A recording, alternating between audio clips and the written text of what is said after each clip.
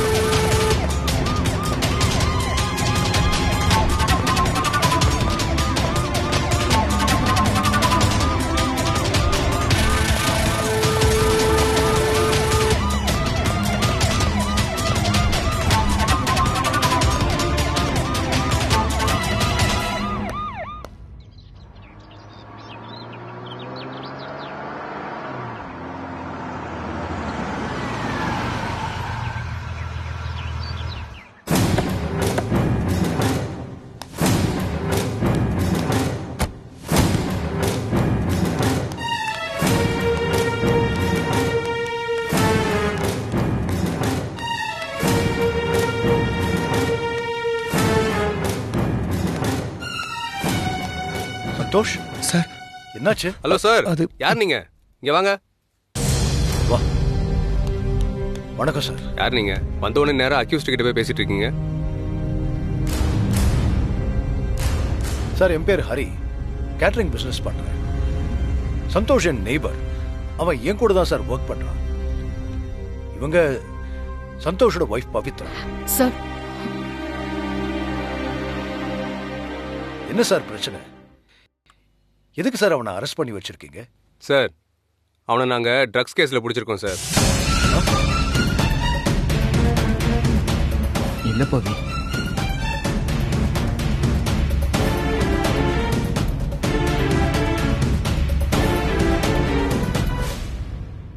என்ன சார் சொல்றீங்க? Drugs கேஸா? Sir அவன் அப்படிப்பட்ட பையனே இல்ல. எனக்கு அவனை ரொம்ப நல்லா தெரியும். இந்த மாதிரி எந்த கெட்ட பழக்கமும் அவங்ககிட்ட கிடையாது சார். நீங்க வேற யாரையோ நினைச்சுக்கிட்டு சந்தோஷம் பிடிச்சிருக்கீங்க. சார், அவனை ஸ்பாட்ல வச்சு அரெஸ்ட் பண்ணிருக்கோம். ரொம்ப நாளா அந்த இடத்துல இருந்து தான் சிட்டில இருக்க பல இடங்களுக்கு ட்ரக்ஸ் சப்ளை ஆகுதுன்னு எங்களுக்கு இன்ஃபர்மேஷன் வந்துச்சு. அதான் இன்னைக்கு சடனா ரைட் பண்ணோம். அதுல வந்து மாட்டிக்கிட்டாங்க. சார் அவனுக்கு குடிப்பழக்கம் கூட கிடையாது சார். கண்டிப்பா சந்தோஷம் அப்படி பண்ணிருக்க மாட்டான் சார். இந்த மாதிரி மாற்ற வரைக்கும் எல்லாருக்கும் அவங்கவுங்க புள்ள நல்ல புள்ள தான். எனக்கு என்னமோ இவன் தான் அந்த கேங்குக்கே ஹெட்டா இருப்பானோன்ட்டு எனக்கு டவுட்டா இருக்கு. சார் உங்களை எப்படி நம்ப வைக்கிறதுன்னு எனக்கு தெரியல. ஆனா சந்தோஷ் கண்டிப்பா இந்த தப்பை செஞ்சுக்க மாட்டான் சார். ரொம்ப கௌரவமான குடும்பத்தை சேர்ந்த பையன் சார் அவன். ப்ளீஸ் சார், எஃப்ஐஆர்லாம் எதுவும் போட்டு அவன் லைஃபை ஸ்பாயில் பண்ணிடாதீங்க சார். இந்த காலத்துல பசங்களெல்லாம் நம்பவே முடியாது சார். பார்க்கறதுக்கு அப்படியே நல்ல பிள்ளைங்க மாதிரியே இருப்பானுங்க. ஆனா பண்றது ஃபுல்லா அயோக்கியத்தனமா தான் இருக்கும். இவனும் அப்படிதான். இவனோட முகத்தை பார்த்தா அப்படி சொல்ல முடியுமா இவனும் ட்ரக் டீலர்னு?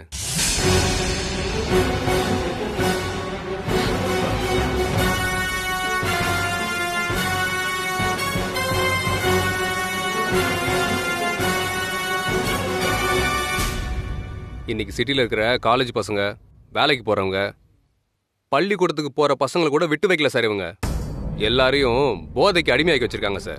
இதை தடுக்கணும்னு போலீஸ் ரொம்ப தீவிரமா நடவடிக்கை எடுத்துட்டு இருக்கு சார். நீங்க சொல்றதெல்லாம் எனக்கு புரியுது சார். எதிர்கால சமுதாயத்தை காப்பாற்ற வேண்டிய கட்டாயத்தில் நாம இருக்கோம். கடுமையான தண்டனை கொடுத்து இவங்கள ஒழிக்க வேண்டியது உண்மைதான். ஆனா சத்தியமா சொல்றேன் சார், இந்த பையனுக்கும் அந்த கும்பலுக்கும் எந்த சம்பந்தமும் இருக்காது சார். சார் அவ்வளவு பெரிய தப்பு பண்றவன் இவ்வளவு சுலபமா மாட்டிப்பானா சார்? சார் நான் சொல்லித்தான் அவங்க ஒரு கிளையண்ட்டை பார்க்க போயிருந்தான். மற்றபடி அவனுக்கு இந்த கும்பலுக்கு எந்த சம்பந்தமும் இருக்காது சார். போலீஸ்கார மேல யாரையும் குற்றவாளி ஆக்குறது இல்ல. அடிப்படையில அந்த குற்றத்துக்கும் அவங்களுக்கும் எந்த சம்பந்தமும் இல்லைன்னா அது எங்களுக்கே முதல்ல தெரிஞ்சிடும். நீங்க இவ்வளவு தூரம் சொன்னதுக்கு அப்புறமும் எனக்கு அவன் மேல இருக்க டவுட் போல. உங்களை பார்த்தாலும் பாவமா தான் இருக்கு. நாங்க யாரையும் கோர்ட்ல சரண்டர் பண்ணாம இங்கேயே ரிலீஸ் பண்றது இல்ல. நான் என்னோட சொந்த ஜாமீன்ல இவனை ரிலீஸ் பண்றேன். ஆனா அதுக்கு கொஞ்சம் பணம் செலவாகும். என்ன சொல்றீங்க சார்?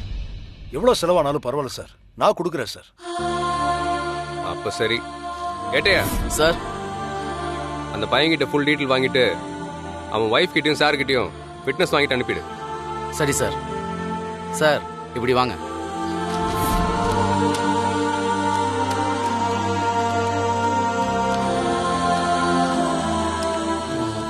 இங்க ஒரு கையெழுத்து போடுமா.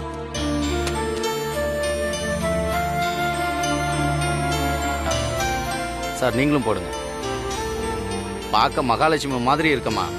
இவனை கட்டிக்கிட்ட பாவத்துக்கு போலீஸ் ஸ்டேஷனுக்குலாம் வர வேண்டியது இருக்கு. எல்லாம் உன் தலையெழுத்து. வேற என்ன சொல்றது?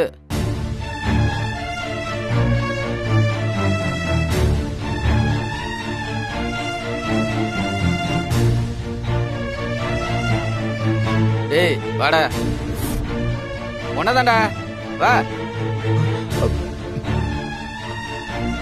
இந்தா இதுல ஒரு கையெழுத்து போடு. ஆ.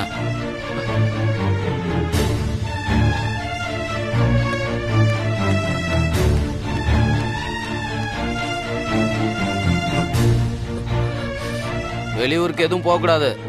எப்ப கூட்டாலும் உடனே இங்க வரணும். உன் பொண்டாட்டி முகத்தை பார்த்தோம் இவரு கெஞ்சினதுக்காகவும் தான் இன்ஸ்பெக்டர் உன்னை விட்டுருக்காரு. இனிமேலும் ஒழுங்கு மரியாதையா நடந்துக்க. போட. ஏய், என்னாச்சு? மெது, வா.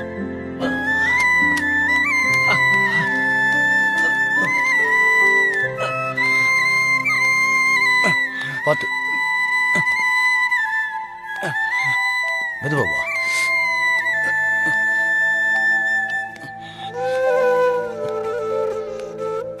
சந்தோஷ், ரொம்ப அடிச்சிட்டாங்களா சந்தோஷ்? வலிக்குதா? அப்படிலாம் ஒன்றும் இல்லை சார். லைட்டாக மயக்க வர்ற மாதிரி இருக்கு. காலையில இருந்து எதுவும் சாப்பிடாம இருந்திருப்பேன். அப்ப ஏதாவது வாங்கிட்டு வருவா? பரவாயில்ல சார். கொஞ்சம் ட்ரக்ஸ் இருந்தா வாங்கி கொடுங்க. அத குடிச்சா நல்லா பசிக்கும். நிறைய சாப்பிடலாம். என்ன பவி, நீயும் புரியாம பேசுற? போலீஸ்காரங்க தான் அப்படி பேசுறாங்கன்னா? சார், அதான் எல்லாம் விலாவரியா சொல்லிட்டாங்களே. ட்ரக்ஸ் வாங்கும்போது இவனை கையும் களவுமா புடிச்சிருக்காங்க. பவி தயவு செய்து என்ன நம்பு பவி. நான் ஒரு கிளைண்ட பார்க்க தான் அங்க போனேன். ஆனா தவறுதலா நான் அந்த இடத்துக்கு போயிட்டேன். அதனால வந்த பிரச்சனை தான் அது. ஆமா பவி, சந்தோஷ் கிளைண்ட பார்க்க தான் போனா. எனக்கு தெரியும். சும்மா நடிக்காத சந்தோஷ். நீ போய் சொல்றேன்னு எனக்கு தெரியும். ஆனா நீ இப்படி ஒரு கேவலமான வேலையை செய்வ நான் எதிர்பார்க்கவே இல்லை. உனக்கு எத்தனை நாளா இந்த பழக்கம் இருக்கு? இது மட்டும் தானா, இல்ல வேற ஏதாவது போதை மருந்து ஏதாவது சாப்பிடுறியா? பவி இப்படி வார்த்தையால என்ன கொல்லாத.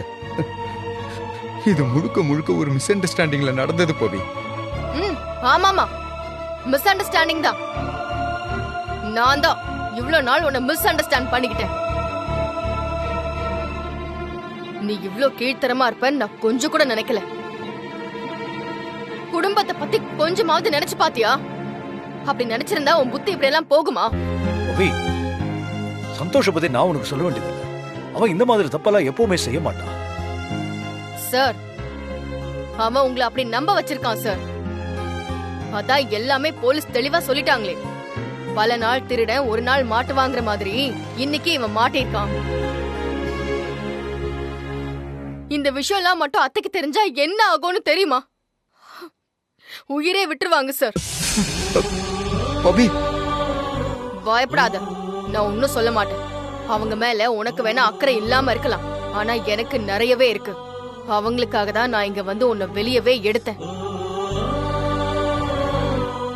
இல்லனா ஜெயிலே கடக்கட்டும்னு அப்படியே விட்டு போயிருப்பேன். உனக்கெல்லாம் என்னடா குறைச்சலு? அத்தை மாதிரி ஒரு அம்மா கிடைக்கிறதெல்லாம் உனக்கு வரும். அவங்க மனசு போய் கஷ்டப்படுத்துறியே. இப்படி போதைக்கு அடிமையா இருக்கிறவங்களுக்கு குடும்பத்தை பத்தி எல்லாம் எப்படி நினைப்பு இருக்க போகுது? உன்னெல்லாம் பார்க்கவே அருவருப்பா இருக்கு. பவி, சந்தோஷ், கிளைண்ட பார்த்தமா வந்தமான இல்லாம நீ அங்கே ஏண்டா போன? சார், நான் சொல்றேன், நீங்க யார்கிட்டயும் தயவு செஞ்சு சொல்லிடாதீங்க சார்.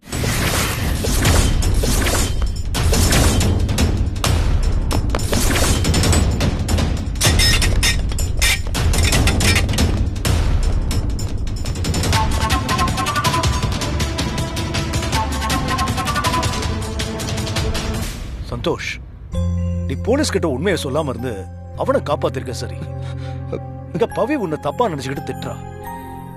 இதையெல்லாம் கேட்டுட்டு இருக்கணும்னு உனக்கு என்ன தலையெழுத்தா? தம்பிதான் எல்லாத்துக்கும் காரணம்னு சொல்லிருக்கலாம்ல. இல்ல சார், என்ன நியாயப்படுத்துறதுக்கு அவ தம்பி தான் தப்பு பண்ணான்னு சொன்னா அவ மனசு உடைஞ்சு போயிடுவா சார். அது மட்டும் இல்லாம எனக்கு இதெல்லாம் புதுசு இல்லையே சார். அவ என்ன திட்டுறதெல்லாம் பெருசா நான் எடுத்துக்கிறதே இல்லை சார். சார், அதுக்காகவாது அவ என்கிட்ட பேசுறாள் இருந்தா சார், அப்படி எல்லாம் நினைச்சு சந்தோஷப்பட்டுக்கிட்டு இருக்கேன். அது மட்டும் இல்ல சார், நான் கெட்டவங்கிற நினைப்பு அவ மனசுல ஏற்கனவே பதிஞ்சிருச்சு. அது அப்படியே இருந்துட்டு போகட்டும் சார். எதுக்கு புதுசா அவன் தம்பியை இதுல இழுத்து? அவனுக்கும் கஷ்டம், பவிக்கும் சங்கடம். வேண்டாம் சார். அப்படியே லக்ஷ்மி மேடத்தோட குணம்டா உனக்கு. தனக்கு எதிரா இருக்கிறவங்க பக்கத்துல இருந்து பார்க்கறது கிரேட்ரா. ஆனா ஒண்ணு, இந்த சம்பவம் லக்ஷ்மி மேடத்துக்கு தெரியக்கூடாது. சரியா?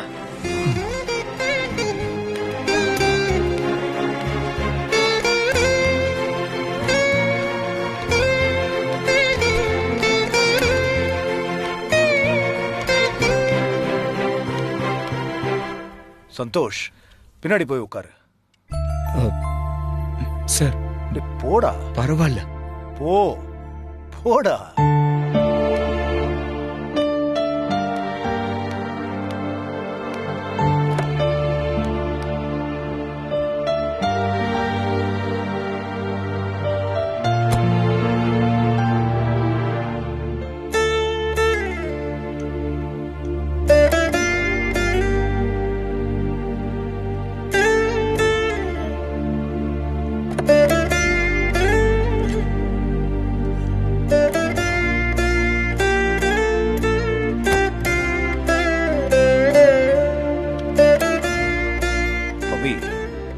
சந்தோஷ் இதையெல்லாம் எதுக்காக யாருக்காக செஞ்சான்னு தெரிஞ்சா நீ இப்படி எல்லாம் பண்ண மாட்ட. அது சரி, இந்த உலகம் என்னைக்கு தியாகத்தை மதிச்சிருக்கு?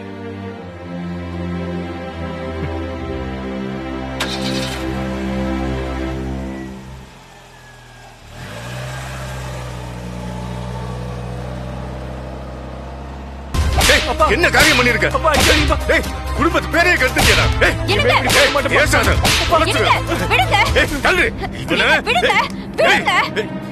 உங்களுக்கு என்ன கிறுக்க பிடிச்சு போயிச்சாங்க?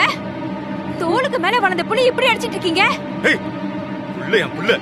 உன் புள்ள என்ன பண்ணா தெரியுமாடி உனக்கு? ட்ரக்ஸ் அடிக்கிறாண்டி, ட்ரக்ஸ்.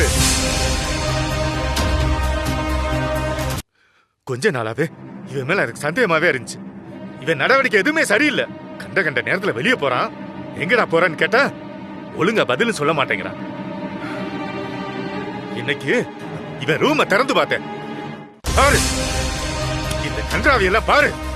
ட்ரக்ஸ் இதெல்லாம் உள்ள வளர்த்த லட்சணத்தை பாரு.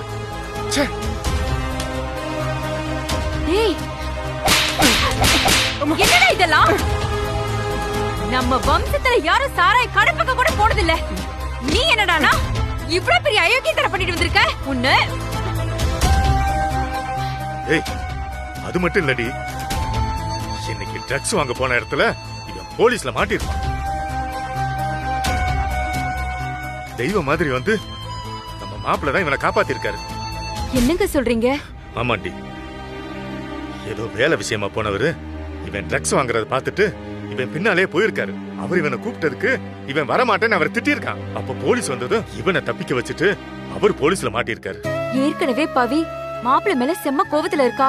இது தெரிஞ்சு அவரை இன்னும் தப்பா நினைக்க போறா. பாவி, எல்லாம் உன்னாலதான்டா. இவன் இப்படி பண்ணது வெளியே தெரிஞ்சா நம்ம குடும்பத்துக்கு அசிங்கம்னு போலீஸ் எவ்வளவோ கேட்டும் மாப்பிள்ள எதுவுமே சொல்லல. அவர் வாழ்க்கையில இருக்கிற பிரச்சனை பத்தாதுன்னு இவனால இந்த பிரச்சனை வேற. எங்க போலீஸ் கிட்டயே எதுவும் சொல்லலனா கண்டிப்பா பவி கிட்டயும் எதுவும் சொல்லிருக்க மாட்டாரு. அவர்தான் இப்படி பண்ணிருப்பாருன்னு பவி தப்பா நினைச்சுக்கிட்டு இருப்பா. கண்டிப்பா பவி அப்படித்தான் நினைச்சிருப்பா. இவன் பண்ண தப்புக்கு பவி அவருக்கு தண்டனை கொடுத்திருப்பா. இது எல்லாத்துக்கும் காரணம் உன் தம்பி தான். மாப்பிள்ளை மேல எந்த தப்பும் இல்லைன்னு பவிக்கு புரிய வைக்கணும். நான் போய் பவியை பார்த்து நடந்ததை சொல்றேன்.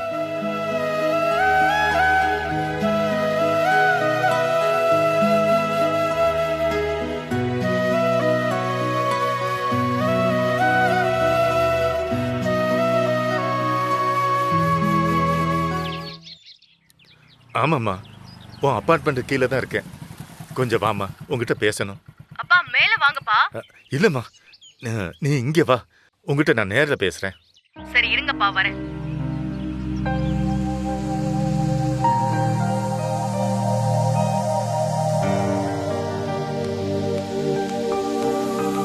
அப்பா, என்னப்பா இது? அபார்ட்மெண்ட் உள்ள வந்துட்டு வீட்டுக்கு வராம இருக்கீங்க. வாங்க மேல வாங்க போலாம். இல்லம்மா, நான் உங்ககிட்ட தனியா பேசணும். வீட்டுக்கு வந்தா எல்லாரும் இருப்பாங்க, அங்கே வந்தா தனியா உங்ககிட்ட பேச முடியாதுல்ல, அதான் இங்கே கூப்பிட்டேன். அப்படி என்னப்பா முக்கியமான விஷயம் உங்களுக்கு? முக்கியமான விஷயங்கிறத விட கொஞ்சம் மோசமான விஷயம்மா. எல்லாம் உன் தம்பியை பத்தினதுதாம்மா. என்னப்பா அருண்க்கு என்னாச்சு? அவனுக்கு என்ன, அவன் நல்லா தான் இருக்கான். அவன் நல்லா படிச்சு வேலைக்கு போவான்னு நம்பிக்கிட்டு இருந்தேன். ஆனா இப்படி என் நம்பிக்கையில மண்ணவாரி போட்டானேம்மா. அவன் பெங்களூர் போன நாள்ல இருந்து அவன் நடவடிக்கை எதுவுமே சரியில்லைம்மா. தப்பான சகவாசத்தால கண்ட கண்ட பழக்கத்தை எல்லாம் கத்துட்டு வந்திருக்காமா. என்ன சொல்றீங்க? ஆமாம்மா, அவன் போதைக்கு அடிமையாயிட்டான். என்னப்பா சொல்றீங்க? நம்ம அருணா காஃபி டீ கூட குடிக்க மாட்டானே அவன். அவனா போதைக்கெல்லாம் நம்பவே முடியலையேப்பா. ஆமாம்மா, என்னாலையும் தான் நம்ப முடியல. அவன் நடவடிக்கை எல்லாம் கொஞ்ச நாளாவே ரொம்ப மாறி இருந்துச்சு. டவுட்ல அவன் ரூமுக்கு போய் செக் பண்ணி பார்த்தேன். என்னென்னவோ போதை மருந்தெல்லாம் அங்கே இருந்துச்சுமா. அது மட்டும் இல்லம்மா, இன்னைக்கு காலையில ஒரு இடத்துக்கு ட்ரக்ஸ் வாங்க போயிருக்கான். போன இடத்துல போலீஸ்ல மாட்டியிருப்பான். நம்ம மாப்பிள்ள தான் அவனை காப்பாத்தி விட்டுருக்காரு.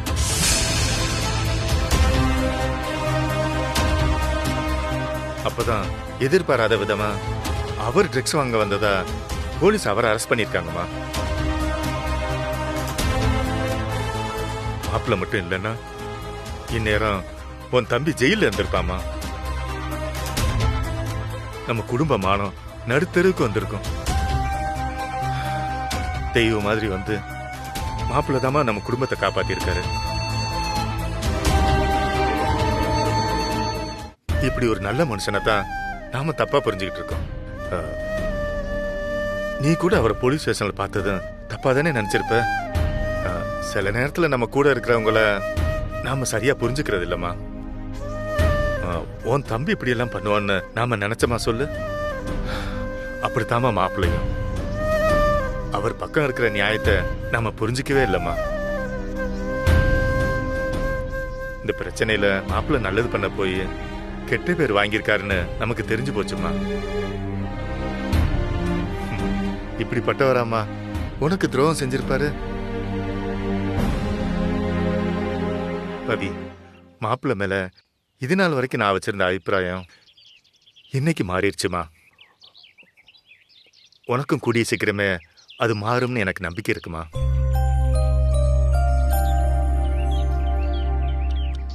சார், அங்க பாரு, உன் மாமனார் வந்திருக்காரு.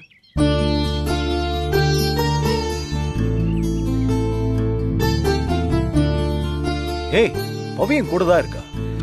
இப்ப போய் 2 பேர்கிட்டயும் என்ன நடந்துச்சுங்கிற உண்மையை சொல்லிடு. அதெல்லாம் ஒண்ணு வேண்டாம் சார். டேய், இது ஒரு நல்ல சந்தர்ப்பம். இப்ப போய் அவர் பையன் ஒரு ட்ரக் அடிக்ட்ங்கிறதையும் அவனை காப்பாத்த போய் தான் நீ போலீஸ்ல மாட்டிக்கிட்டேங்கிறதையும் சொல்லு. உன்ன தப்பா நினைச்சுக்கிட்டு இருக்கிறவங்களுக்கு உண்மை என்னன்னு புரியட்டும்.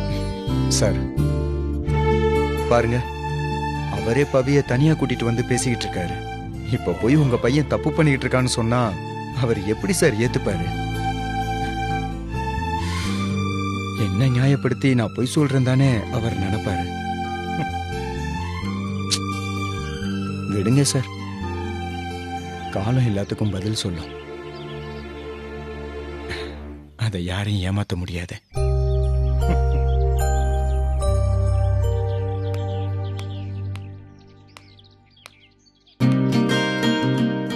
பாவம் சந்தோஷ். தேவையில்லாம அவனை நான் நிறைய திட்டிட்டேன்.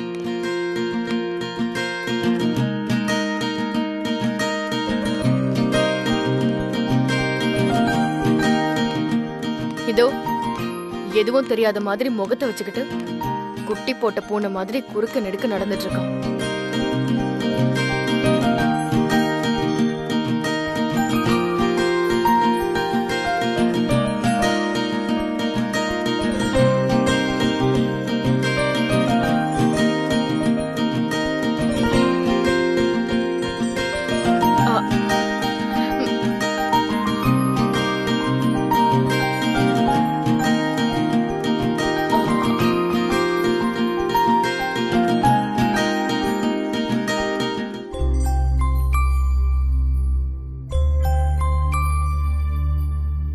மச்சான் ஒரு நிமிஷம் கூப்பிடுறேன்.